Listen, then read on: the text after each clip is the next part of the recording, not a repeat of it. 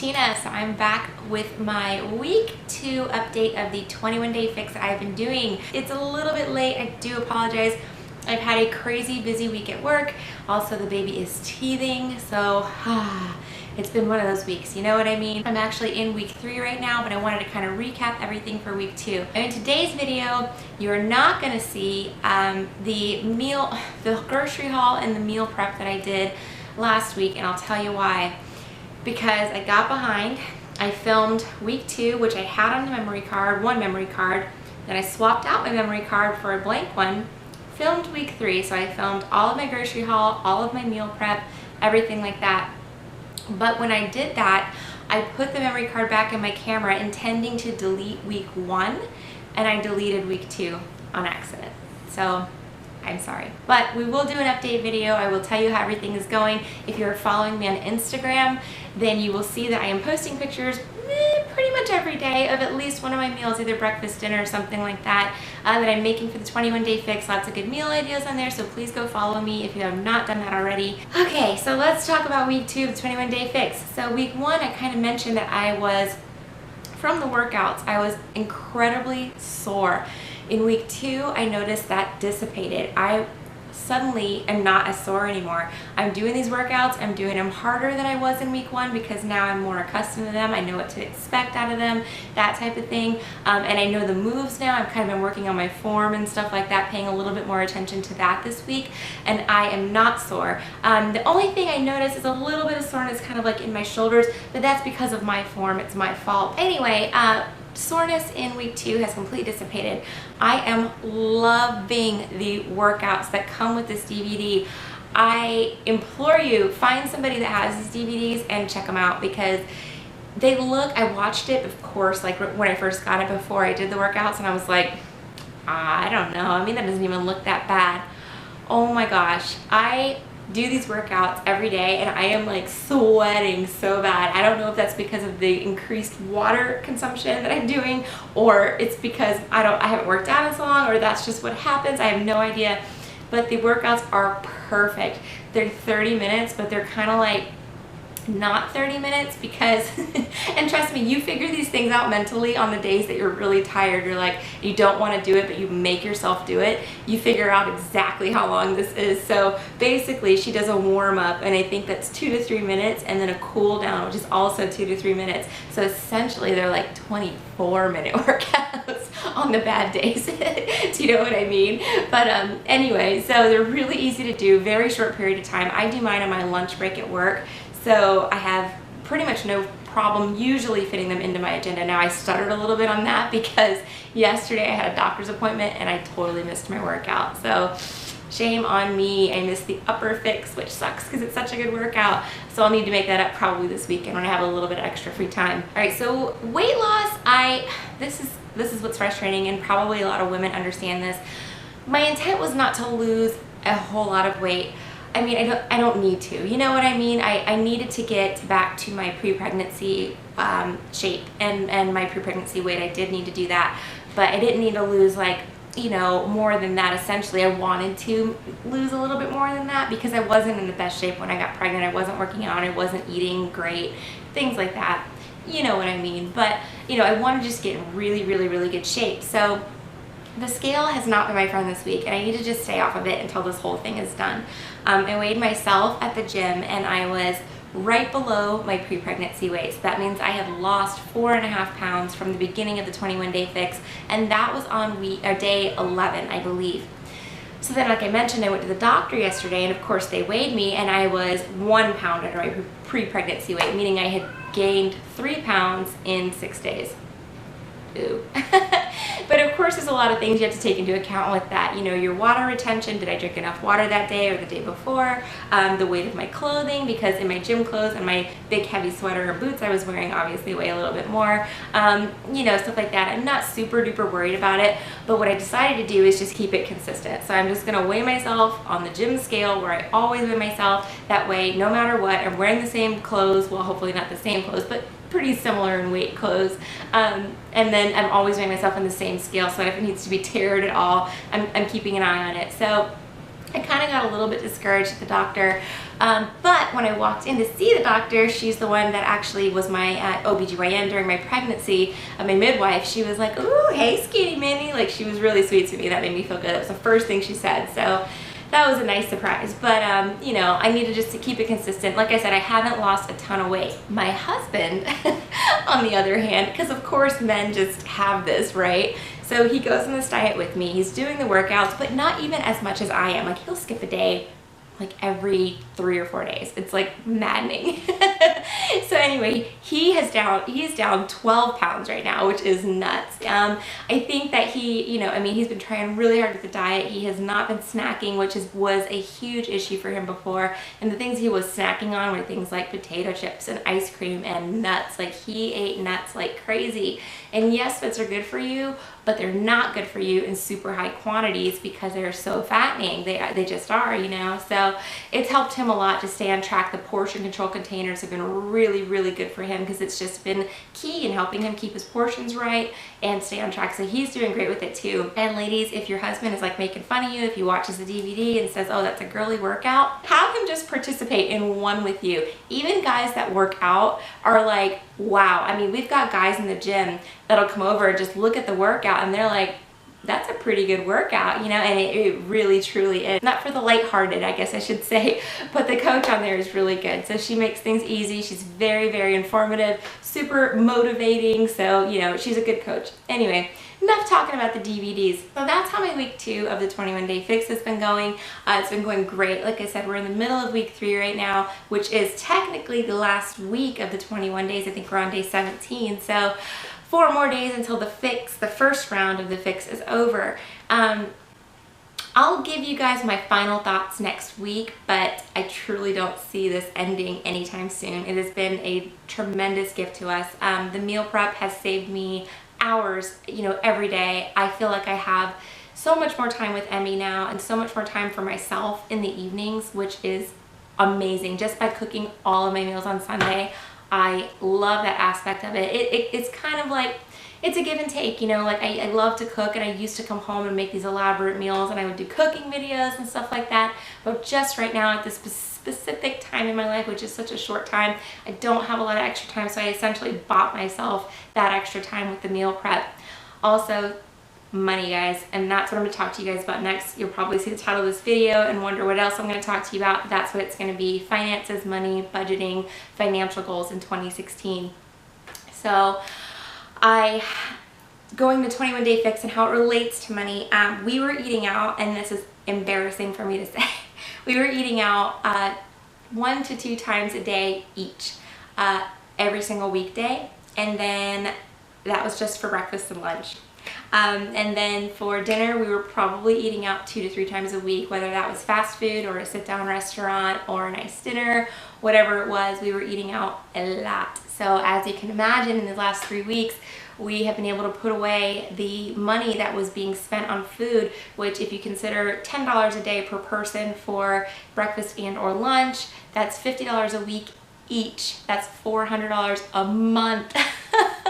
Think about that. And that's not counting any dinners or weekend meals that we ate outside of the house. By cooking all of our food, prepping it here, eating before we go to the store, making sure that we're fueled up, and not tempted to go eat out or go through any drive-thrus or anything like that, has been a tremendous help and a tremendous, amazing gift to the wallet. Okay, so one of the things I've been meaning to talk to you guys about, I've talked to so many people about this, like people that I know in my real life, friends, family members, things like that, that are kind of just like looking for, I don't know how to explain it. Okay, let me preempt this because I'm going to back up for a second. I'm going to preempt this by saying I am not a financial advisor. I am not in any way licensed to give you any sort of financial advice at all. But one of the things that I continually find myself talking to people about is things like credit, you know, like how did you get, you know, great credit? Or my credit's screwed up and I don't even know how to fix it. I'm so overwhelmed, I don't know where to begin, or things like that. I want to tell you that when I was in my early 20s, this is like a secret about me that you guys are going to know now, which is crazy. But when I was in my early 20s, I did get in some credit trouble. So I was like any dumb person that's 20 years old, I would go to the store, they'd say, do you want to apply for so-and-so credit card? And I would be like, sure, you know? So I'd apply for the card, you'd get like $100 limit or a $500 limit, like a store card. I'm talking, you know, places like Macy's, Target, you know, things like that. So you get those cards, right? And when you're 20 years old, you have all these financial obligations. You're not making that much money unless you're like Doogie Howser, really, that's all I can think of. So anyway, you're extending these credits and you can rack them up really easily, especially when you're 20, because you need things like clothes, and clothes are so important at that age. And those are the type of stores that typically offer you that type of credit, right? Very, very high interest rates because you don't have any credit, stuff like that. So anyway, got a couple store cards, you know, got behind on my payments, things like that. So by the time I was like 22, 23, my credit score totally sucked. I'm 33 now, so I'm going to tell you guys in my infinite wisdom my experience with credit and how I fixed it and what I did and what I can recommend to you. Again, not as a financial advisor or anything like that, not licensed to give credit advice, but just as a friend, what I can tell you how I fixed mine. When I went to buy a house, my first house, I was 24 years old. Yes, I was very ambitious in those days. So I talked to a mortgage company and I found a home that I wanted to buy, which was actually a build. So it was a build from ground up. Basically, you build the house. So when I applied for the mortgage, they pulled my credit. They said, okay, well, sure, you know, you can sign this contract now. You can put down X amount for a deposit and your interest rate will be X and X percent. Or if you can get your credit score up just another 50 points, your interest rate will be X percent, which will make your payment hundreds of dollars lower, right? So they're showing me these numbers, and I'm so grateful to that initial lady that sat down with me with the mortgage paperwork and showed me all of this stuff, because at that time I was 24. I had good credit. I mean, I had my car loan, I had credit cards that were being paid on time, but I had late payments on my history and like a couple of little things here and there, like $50 things just hanging on my credit, whatever, you know, but I never really paid attention to it because I was like, you know, I'm young, I'll figure it out, and da, da, da, da. No, you need good credit. You have to have it. You know, one of the things in life, I mean, that's going to get you through here in the United States, I don't know how it works in the rest of the world, but your credit is so, so, so important. Like, you can do anything to me. You could call me whatever you want to call me. You could burn me. You could, you know, you could not talk to me for you. You could do whatever. But if you mess with my credit, no. That is when I get super duper upset, because I've worked so hard to build my credit and to make it where it is, because it gives me so much confidence. I can walk into any car dealership and they'll pull my credit report and I'm confident about it. You know, I fill out an application. I don't do it often, obviously. That's why I have good credit. But, you know, they pull my credit and they're like, oh, you know, they're chasing me. They're calling me. You better believe it. They want me to come back and they want my business, you know, because they know I have good credit. I can qualify for the loans that I need to get, mortgages, things like that. You know, it's super duper important. It affects your life so much. So the first thing that I want to talk to you guys about is how to kind of get back on track with your credit if you're not totally on track. And again, this is kind of flowing into like our 2016 goals and objectives series. It's one of those things that you can do super easily. You can start very, very easily. And I know for some of you, you're probably going to watch this video and say, I'm so far in the rabbit hole, I don't even know what to do with myself. But I'm telling you right now, you're not as far as you think. Trust me, every single thing in this life is fixable. Everything is, except for debt. Credit is fixable. Trust me, it is. And these creditors, they want you to fix your credit. They're waiting for it. As soon as you start getting that score back up, you are going to feel so much better about yourself, and you are going to be extended offers. Now, you got to be careful on which ones you take, which we'll get into in another series. But I'm telling you right now, this is completely fixable. It doesn't matter how much in debt you are. So the very first thing that I did when I was fixing my credit, I'm going to show you guys. I signed up for a credit monitoring program.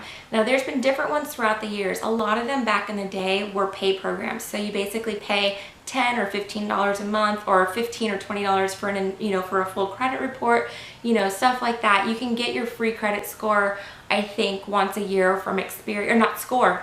Sorry, that's a mistake. You do not get your score. You get a free credit report from Experian or TransUnion or Equifax, and I think you're entitled to that by law once a year. But they're not going to tell you what your score is, and that doesn't help you. You know what I mean? Like, you need to know walking around exactly what your credit score is. So what I did is I signed up for a credit monitoring service, and I've used a few different ones throughout the years, but the one that I'm using right now I really, really like, and it's called Credit Sesame. I'm going to try to pull it up for you guys on here and see if I can show it to you without showing you my financial information or my private information, because of course I don't want to put that on YouTube. Okay, I think we're safe.